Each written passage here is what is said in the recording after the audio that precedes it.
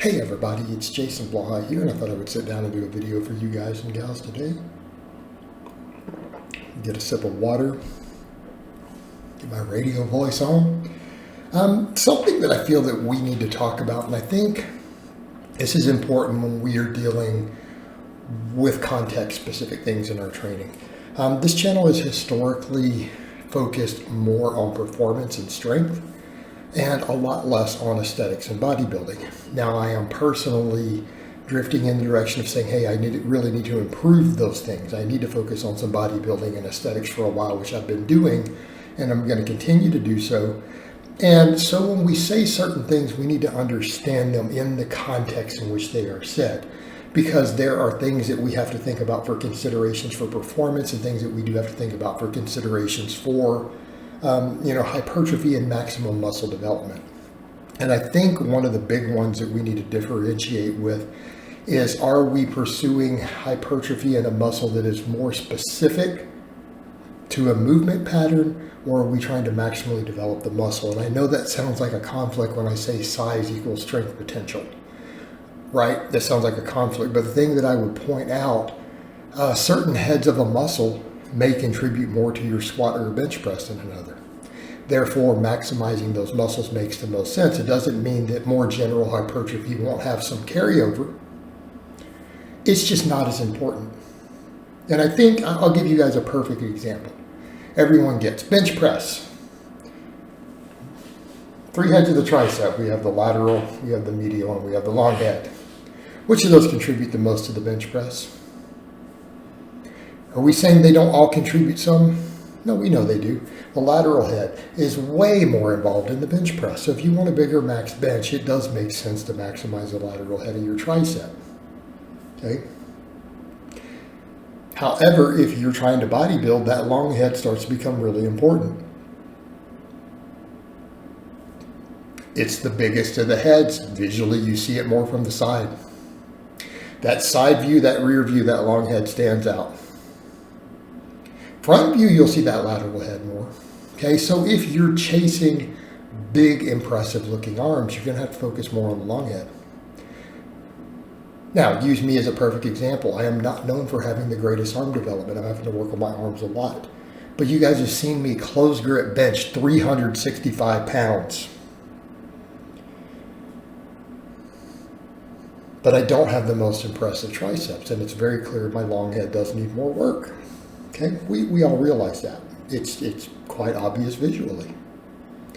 Therefore, I need to work on it more. So that's a perfect example of what we would be talking about. And so when we are talking about maximizing development of a muscle, we're not always concerned with the exact function. You know, the same thing with the quadriceps. When it comes to a back squat, are the quads always going to be a primary mover in a squat? Yes. Are they going to be more or less important as a ratio to adductors and glutes, depending upon your stance, what style of squat you do? Yes. But in general, the parts of the quad that are most involved in the squat don't particularly change. 3 of the 4 heads of the quad get activated very seriously on a squat. 1 of the 4 does not. Do you see where we're going with this? Therefore, it would behoove you to obviously put your efforts into developing the heads that most contribute to the squat if you're trying to squat. But what about if you're just trying to get the quads big? Well, you need to actually think about those other functions. Okay? We've got to think about the functions of the quad. And you have to think about what's happening in relation to those inside of a movement pattern. Because everyone's like, well, obviously there's, knee flexion, knee extension, right? Is the primary function of the quad, but then there's also some hip extension involved. But our squat position affects how that hip movement recruits the heads, doesn't it? Which is why something like a leg extension works the rectus femoris, one of the 3 quad heads, more than a squat does.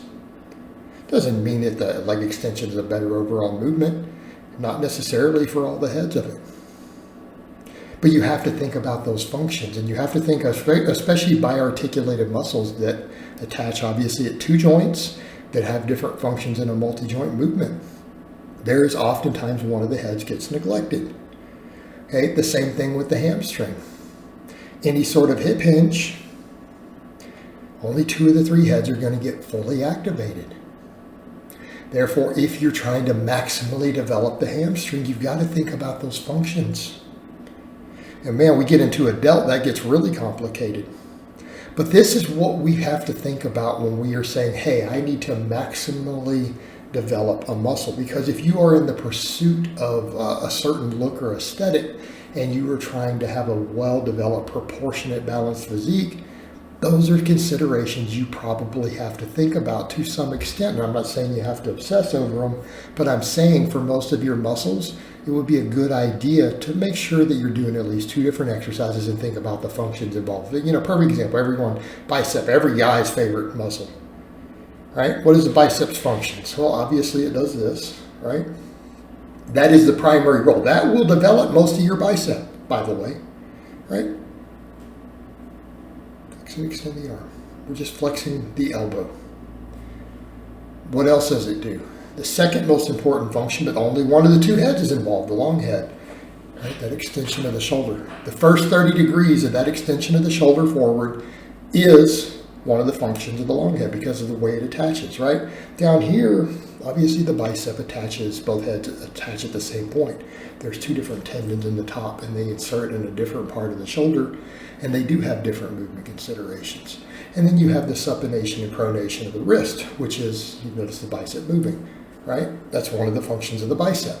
It's a lesser important function. But if your biceps suck, like let's say me and arms are your worst muscle group, you may have to think about all those functions and go, am I squeezing every last bit that I can out of it? Is there a little more that I can get? You know, and we could do that with all the muscles, the pectorals, we could do it with the delts. And I'm not always saying, even with a delt, that you have to chase full ranges of motion. You need to be chasing the ranges of motion that work the heads that you need to work. You know, if you're doing a bunch of flat and incline benching, the interior head of your delt probably isn't a big consideration. It's just not. It's the lateral head is. And what does that do? This. Doesn't raise the arm over the head. Doesn't have to go up that high. But you're going to need to work that function if you want that head to fully develop. I'm not saying you can't get partial development, but what if you're trying to maximally develop it? What if you're trying to maximally develop the whole deltoid in a balanced manner? You're going to have to think about that. And I don't care whether it's some sort of lateral or an upright row, that movement pattern is going to have to be worked, right? Very straightforward. And so these are the things that we have to think about. And this is oftentimes why we would add an isolation movement in. It's not necessarily to work the muscle harder or to take other movements out. It's because sometimes we need that extra movement pattern to bring up the weakest head or weakest function inside of a muscle that we may have missed with the larger compound movements. And so when you're selecting those movements, you have to think in those terms of, hey, what part of my tricep needs the most work? Was it the long head? Is that what's being missed? I need to work it directly. Okay, so on and so forth. All right, guys, but that's really all I have to say on that today. I hope it's been informative, and I'll talk to you guys next time.